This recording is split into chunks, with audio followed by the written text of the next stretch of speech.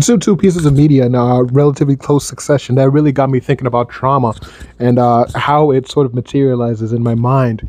To me, this is trauma and this is time, and this is what trauma sort of does.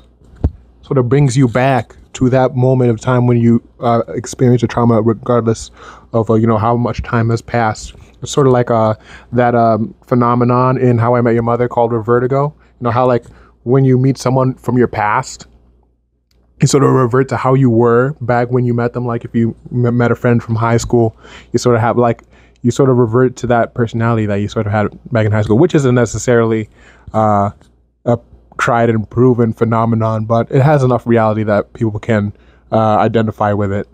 The two pieces of media are called, one is this Korean webtoon called A Mark Against Thee, and the second piece is this movie called The Aftermath, which is about the aftermath of a school shooting.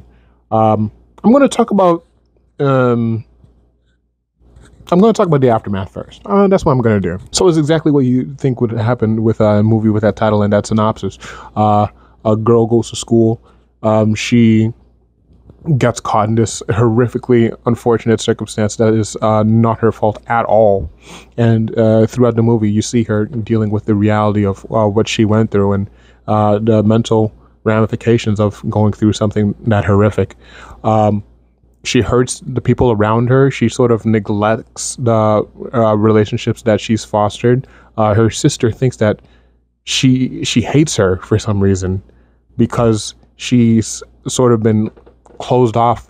And you see this like palpable sort of regret from her little sister, sort of blaming herself. And you see the sort of ripple effects that happen as a result of one person going through something that intensely negatively affects them. At the end of the movie, she sort of gets to a new norm.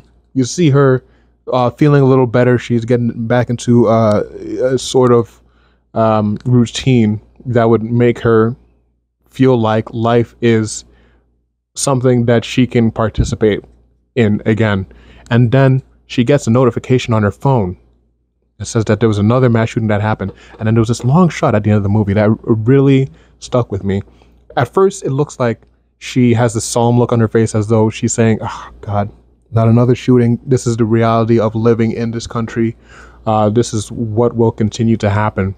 But as you keep on watching the long shot, you realize that she's having a panic attack. And she's like, oh shit. She's reliving the trauma of what happened to her. As for A Mark Against Thee, this is a webtoon about a man who was falsely accused of murder, and he spends 17 years in jail, and then he's released from jail.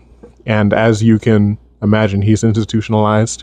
He can't participate in society anymore. He doesn't know how to be a person who leaves his house and goes to the grocery store, because all he did was spend time in a jail, frothing at the mouth, losing his sanity. And then he comes out and, they're expected to be a person who can contribute to this, world that we have. So the entirety of the webtoon is him sort of learning how to make connections and be someone who has the courage to create links with other human beings and try to find the fruitfulness and the utility of that once again.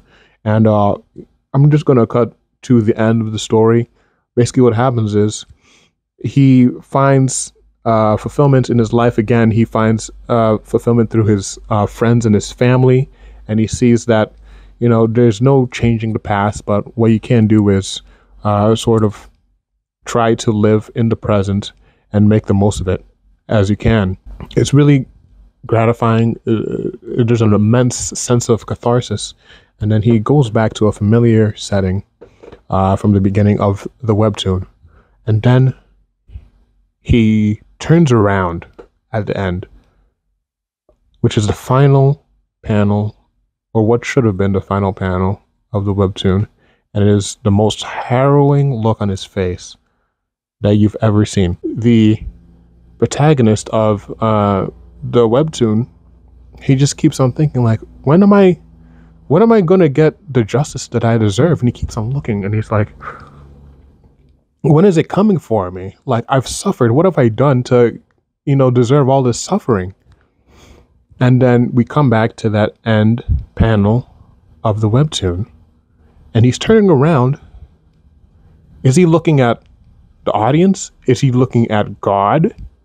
Is he looking in fear because of the physical trauma and emotional trauma that he's went through all those 17 years that he was, in prison, institutionalized? That's left for the audience to sort of ponder.